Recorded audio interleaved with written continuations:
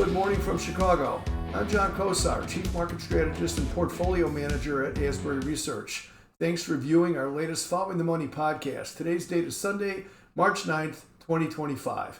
Before we begin, just a little bit of information about us. Asbury Research is a registered investment advisor and has been providing both investment research and also asset management to individual and professional money managers since 2005. So this is our 21st year. We have two levels of research service available: Asbury Premium, which includes the latest updates on all of our models and some personal instruction on how to use the models, how to integrate them into your portfolio.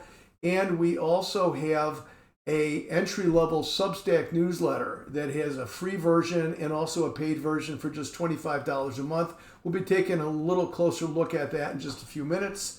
But first, in today's podcast, we're going to be taking an updated look at some global equity markets with a focus on the U.S. Via our own data-driven models, and we'll feature some of the research and trading ideas that we have featured inside the Research Center, which is where the premium research service is, and that's the paywall for us. We're also going to give you a look at some key charts that we think are going to be particularly important to pay attention to in the weeks ahead as we try to determine if the current corrective decline that we're experiencing in the U.S. stock market is over and this is a new buying opportunity here over the next week or two, or if we've got a lot more pain to go through as the market moves lower as we move into the second quarter. We're at a really important inflection point right now.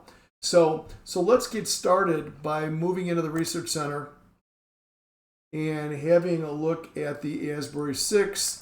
Those of you that are familiar with us, familiar with seeing me around the internet, are probably somewhat aware of the Asbury 6. The Asbury 6 is a daily data-driven gauge of the U.S. stock market's real internal health, according to 6 diverse metrics, which we selected and kind of grouped together via quantitative backtesting. Every indicator has an Achilles heel. I don't care what you're looking at. No indicator works all the time. This is where the A6 has a big advantage. We're looking at 6 different metrics, including the rate of change in the S&P 500. We're looking at the relative performance between stocks and bonds. We're looking at asset flows, volatility, trading volume, and market breadth. These are all different ways to look at the health of the market without getting whipsawed by the S&P 500, which lately has been up 100 points one day and down 100 points the next. Here's where we are right now. All 6 of the constituent metrics of the A6 are all negative. They're all red. These numbers here in the cells are the dates that each of these metrics went to negative. 4 or more metrics either way indicates a directional signal.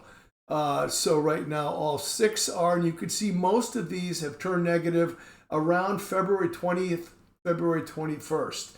The stock market has declined since 4 or more of these went to negative by 361 points or 6%. Here are the Asbury 6's signals over the past year. So you can see it's active. It moves a lot. We did that on purpose. The purpose of this is to kind of be an EKG for the market. This is updated in the Research Center about 2.5 hours after the close every day. And we use it so we can have a better idea of what the real health of the stock market is and not get knocked off of a good idea because the market was up 100 today or down 100 tomorrow. This keeps us focused on the signal and not so much on the noise, which is the daily volatility in the S&P 500. Since 2017, the Asbury 6 has averaged about 11 round turns a year. So in other words, it goes from green, which is positive, to red, which is negative, about 11 and change, 11.3 or something like that. But so it's too active for a lot of people, which is why we basically present this as an indicator rather than a model. Our CPM model, much less active. But the great thing about this is over those past 7 years, the S&P's maximum drawdown has been 34%. The maximum drawdown in the Asbury 6 has only been about 13.7%. So much lower drawdown, and it stays right on top of the S&P 500. So if the activity in the metric doesn't bother you, this has been returning. Again, looking backwards because we can't look forward, it hasn't happened yet.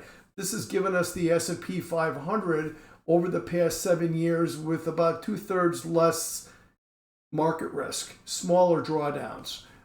The next thing we're going to look at is our SEAF model, which is our sector rotation model. So we're going to go back to the Research Center, and we're going to select the SEAF model, and there is our model right here. So the SEAF model is a completely data-driven sector rotation model. We built this probably about 7, 8 years ago. It was created to quantitatively identify long and overweight opportunities in the U.S. market sectors by following the money around the 11 sector spiders, which are all represented right here. These 11 sector spiders, if you put them all together, it's the S&P 500. The SEAF model is always fully invested in the market. It doesn't matter if the Asbury 6 is green or if it's red.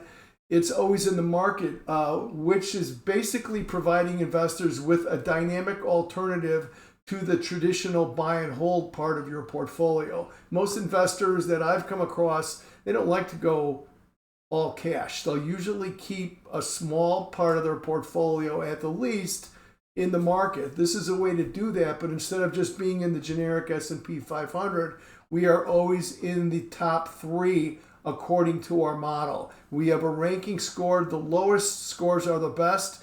We use 3 different time frames. So the money is going to these sectors that are up at the top of the table, and it's coming from these sectors that are down at the bottom, which are energy and consumer discretionary and technology right now.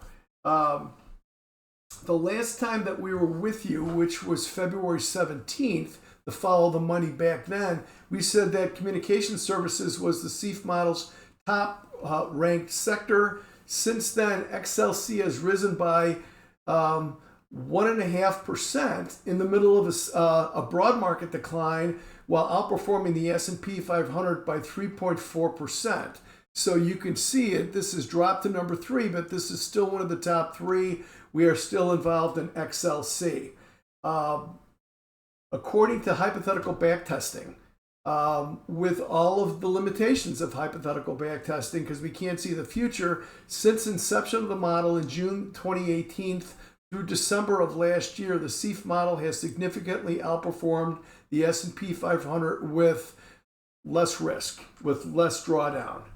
Note that the Asbury 6 and the SEAF model and the rest of our data-driven models are a part of Asbury Research's premium research service. Contact us here via the contact tab at asburyresearch.com to request information about pricing and services of the premium research service. The next thing we're going to do is we're going to look at some key levels in the S&P 500 by going back to the Research Center and going down to one of the standardized reports that we put out every week. It's called Keys to This Week, and here it is. So we're just going to, so this is called Everything is Testing Major Support. There's a lot more to this report, but we don't have the time here today. So we're going to scroll right down and take a look at where the support levels are that we need to pay attention to, and also the resistance levels up above. This is the S&P 500 daily going back to summer of last year, and we've got a cluster of support here that starts at 57.73, which is the low from January the 13th. Then we have the 200-day moving average here at 15.729, and then we have support from the peak that we made in July of last year at 56.70. So this whole spot here, this whole area is all represents a place that the S&P 500 has to stay above if its 2023 major uptrend is still intact. That's yet to be determined, but so far so good. You can see that the market obviously sees this. This chart is a couple of days old, but we're still hovering right around the 200-day moving average. On the upside, we've got three levels that we're paying special attention to. One is the underside of this October 2023 uptrend line that we broke last week. That's at about, let's call it 5,900. And then we have the low from February 3rd at 59.24. And then we've got the 50-day moving average, which on this chart was 59.88. It's moved down a little bit since then. As long as we're underneath here, we are in a correction within a major uptrend, which is being defined, I should say, by this underlying support. If we hold the support, we would need to get through the resistance level here, which is basically, let's call it 5,900 to 5,980. You have to get up on the other side of that, and the Asbury 6 would have to go back to green. You have to go back to positive in order to confirm that the major uptrend has not only held support, but it's also resuming, and it's indicating a new buying opportunity. Finally, let's have a look at our sort report. So we're going to change views here. Our sort report is part of our entry-level Substack online newsletter that's called Asbury Research Chart Focus. The service is just $25 a month, and there's even a stripped-down version that's free. The purpose of this Substack newsletter is to provide more investors with an affordable way to learn more about us in our unique data-driven approach to investing and money management. To sign up for this, all you need to do is visit asburyresearch.substack.com, or you can look for the Substack link underneath this video. So let's talk about the sort report. So what we did here, this is shown twice a week in the $25 a month or $250 a year subscription to Asbury Research Chart Focus, which is up here on top.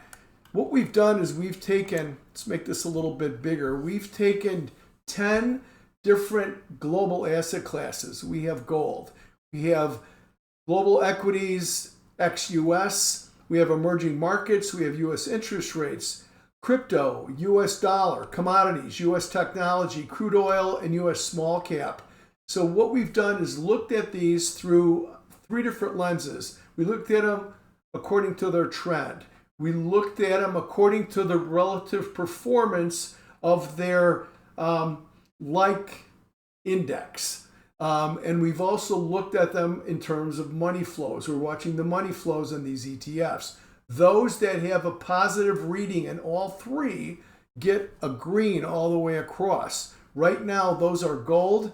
Those are global equities, ex-US, which means not the US, but everything else, and also emerging markets. So what this does twice a week is tells you what global assets are performing, outperforming their peers in positive trends, and they also have strong money flows going into them. So this is a way for somebody that wants a filter to tell them where to go to look for value, where to go to look for ETFs to buy, or where to go to look for individual constituents inside of these broader headings. Twice a week, that's what you get with the SORT report, which stands for Strategic Opportunity Radar Tracker, SORT. So there you go. I think that's it for today. That wraps up our latest Asbury Research Following the Money. Our next Following the Money is tentatively scheduled for Sunday, March the 23rd, 2 weeks from today. For those who like to follow us in the media, I will be interviewed this upcoming Wednesday, March the 12th at 9:30 in the morning, New York time at CNBC Arabia. First time there, so I'm excited to get involved with CNBC Arabia. I've been doing CNBC here in the States for a long time. This is a chance to get overseas a little bit, and I'm really looking forward to that. And then a week later on Wednesday, March the 19th at 10:15 in the morning, again, Eastern Time, I'm going to be interviewed on Schwab Network's Morning Trade Live with host Oliver Rennick.